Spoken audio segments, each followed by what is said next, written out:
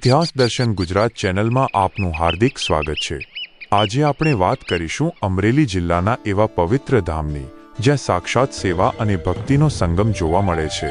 આપણે વાત કરી રહ્યા છીએ બાબરા પંથકની શાન અને લાખો ભક્તોના આસ્થાના કેન્દ્ર સમાન તપડિયા આશ્રમ વિશે, જ્યાં આજે ગાદી પર બિરાજમાન છે પરમ પૂજ્ય મહામંડલેશ્વર શ્રી 1008 શ્રી ઘનશ્યામદાસજી મહારાજ।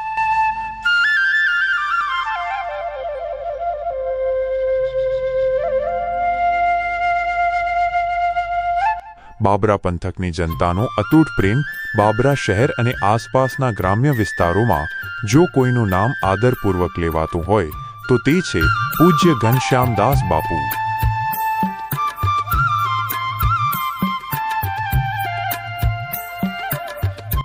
બાબરા પંથકની જનતામાં બાપુ પ્રત્યે અપાર પ્રેમ અને અતૂટ શ્રદ્ધા વસેલી છે।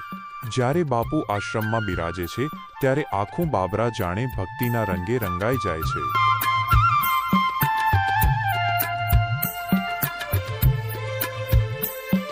માત્ર સ્થાનિક લોકો જ નહીં, પણ ગુજરાતના ખૂણે ખૂણેથી મોટા ગજાના કલાકારો અને સેલિબ્રિટીઓ પણ બાપુના આશીર્વાદ લેવા અને તેમના ચરણોમાં શીશ નમાવવા બાબરા પંથકમાં આવે છે। પર ભલે બાપુનો જન્મ બોટાદ જિલ્લાના ગઢડા તાલુકાના ઇંગોરાળા ગામમાં થયો હોય, પણ તેમની કર્મભૂમિ અને સેવાનું કેન્દ્ર તો આ આપણું બાબરા જ બન્યું છે। ઇંગોરાળાના આ સંતે નાનપણથી જ ભક્તિનો માર્ગ પકડ્યો હતો અને આજે બાબરાના તપડિયા આશ્રમની ભવ્ય ગાદી પર બિરાજીને તેઓ આખા પંથકને ધર્મનો રાહ ચીંધી રહ્યા છે। બાબરા પંથકના નાના મોટા દરેક પ્રસંગોમાં બાપુની હાજરી આશીર્વાદરૂપ બની રહે છે।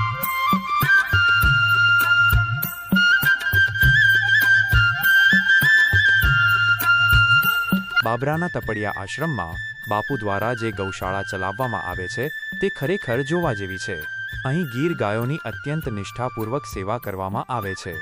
બાપુ પોતે આ ગાયોની સંભાળ રાખે છે અને સમાજને ગૌસેવાનો સંદેશ આપે છે।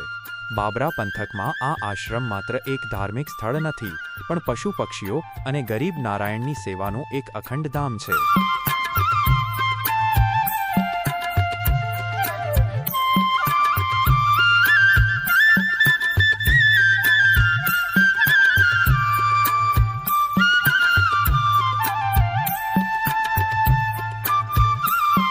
જો તમે પણ બાબરા પંથકના હોવ અથવા તપડિયા આશ્રમની મુલાકાત લીધી હોય તો આ વિડીયોને શેર કરીને બાપુના મહિમાને વધુમાં વધુ લોકો સુધી પહોંચાડો।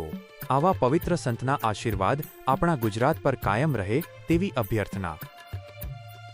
મિત્રો, જો તમને આ માહિતીપ્રદ વિડીયો પસંદ આવ્યો હોય તો અમારી ચેનલ @ઇતિહાસ દર્શન ગુજને લાઇક કરવાનું અને સબસ્ક્રાઇબ કરવાનું ભૂલશો નહીં। આવી જ ઐતિહાસિક અને રસપ્રદ વાતો જાણવા માટે જોડાયેલા રહો। જય ઘનશ્યામ દાસ બાપુ।